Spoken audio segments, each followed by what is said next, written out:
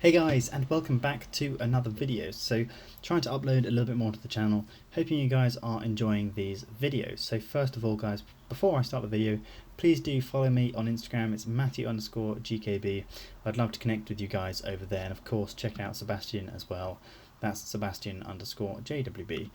Give us a follow, send us a DM. We'd really love to help you out with your Instagram photos, whatever it is. Tag us in photos. I always check out people's stuff, and it's a lot of fun if you guys can follow us over there. So what we're going to be doing today guys, let's close that, is we're going to be editing a kind of retro type photo. This is a really cool photo of a bike that I took when I was up in Edinburgh. Very simple, something that I'm sure you guys can really easily take, and we're going to be seeing what we can do with it. There's no specific direction we're going to be heading in, but let's just see how we can make it turn out. So this is a really cool photo I took. Got down low on the ground, got a really cool kind of perspective on this bike. I personally really like it. We'll see what we can do. So before I start the video guys, do go ahead and check out the top link down below in the description. It's going to take you to a page which is really going to help you guys with your photo editing.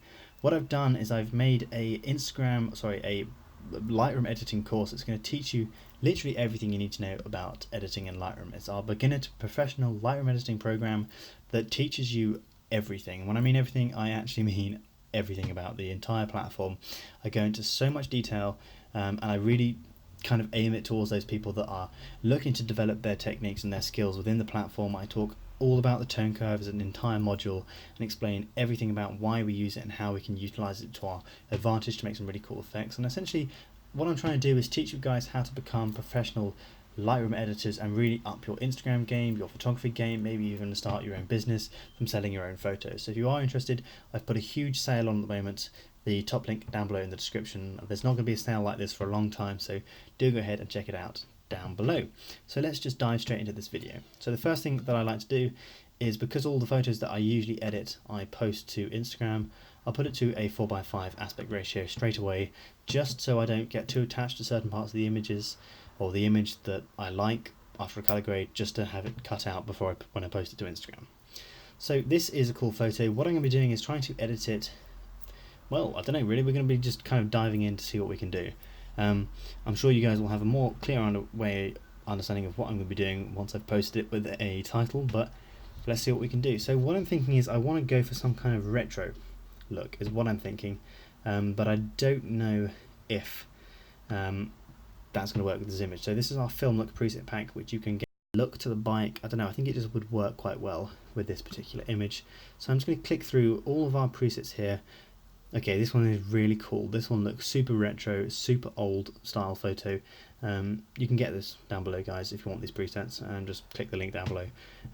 This is really cool, I quite like this, so I might try and edit in that style. Let's keep going through though to see if there's a better style that I like.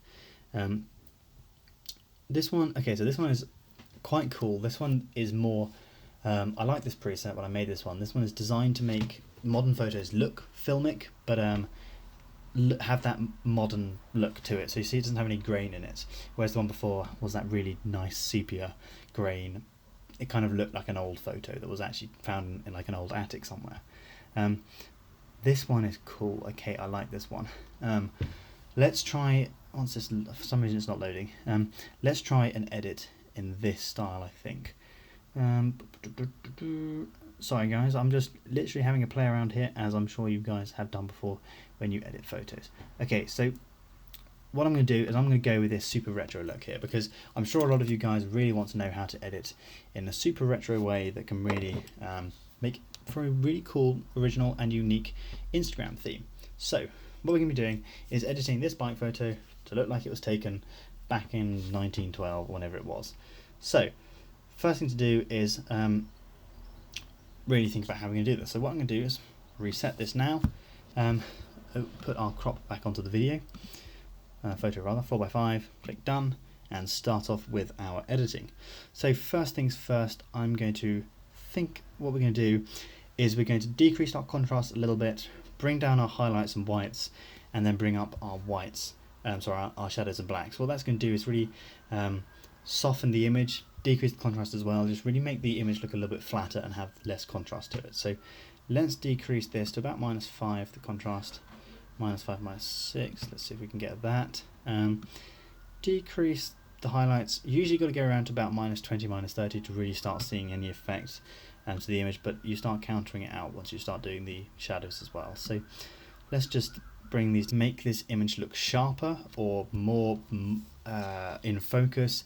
Is really going to take away from the film look. We want it to be a little bit more blurry, add a lot of grain to it, maybe not make it exposed in the right way, because these old photos, the old film photos really weren't the best at getting really tight focus on these when people took photos back then. So that's the kind of look that we're going to be trying to replicate. Also, we want to try and go ahead and make sure we haven't exposed the image properly, i.e. Or saturated the photo. We've got to desaturate the entire photo. Okay, so that's looking a lot better. Let's try now something with the tone curve. Now I'm going to do my usual 3-point tone curve here. You can learn all about this in the course if you guys are interested. But what I'm going to do is I'm going to put in a point down here and bring up our dark shadows down here.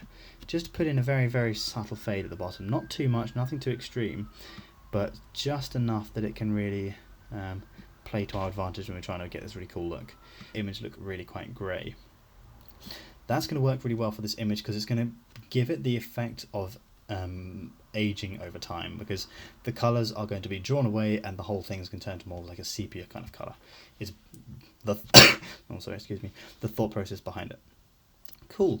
So what I'm going to do now is I want to see if we can apply some split tone to this image to make it really sepia.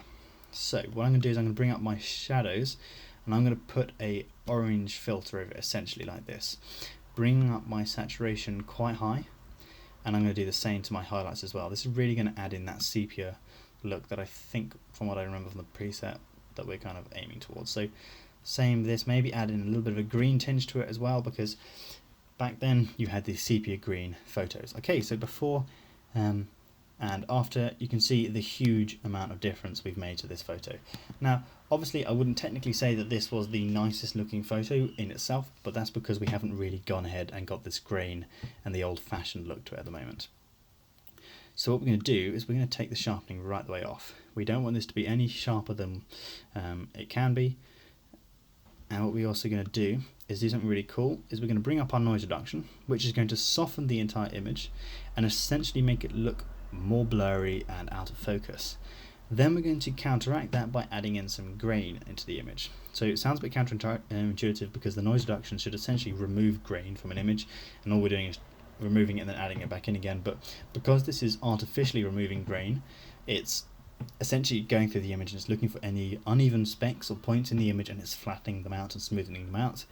Then what we're doing is we're adding in a bunch of grain. So anything like these little bumps here on the wheels, it's going to try and remove those. And if you see, if I whack up the noise reduction here, it's going to make it look quite ridiculous. But it's going to start trying to remove those from the image. Whereas if I add in grain, it's essentially just applying a uniform like grunge effect over the entire image. So they won't really counteract each other. Okay, so already if you look up here around the handlebars and up here, it looks really quite old-fashioned. You can also adjust the size of the grain to make it bigger, but I wouldn't overdo the grain because it's very obvious when someone's added grain into an image. When you're trying to go for a retro look, I usually find the larger the grain and the rougher it is, the more of an effective old-fashioned feel you get. You can see how the back wheel here, if I do it before and after, is really kind of losing its sharpness, its sharp highlights, it's very in focus, it's got this nice contrast. Now I've desaturated and added the grain. This photo is already looking like someone's found it in an attic somewhere and then just plonked it down, and it's doing quite well.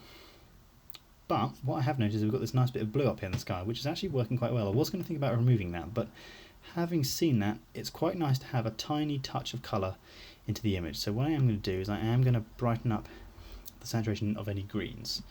Now any greens or any yellows in this image, once you bring up the saturation and you bring those through the image a little bit more, just helps add to the old effect of the image. So you can see how this looks now, and I've added the noise reduction and the grain to the tyres. You know those little specks I was talking about? They're completely gone, and we've now got this artificial grain at the top.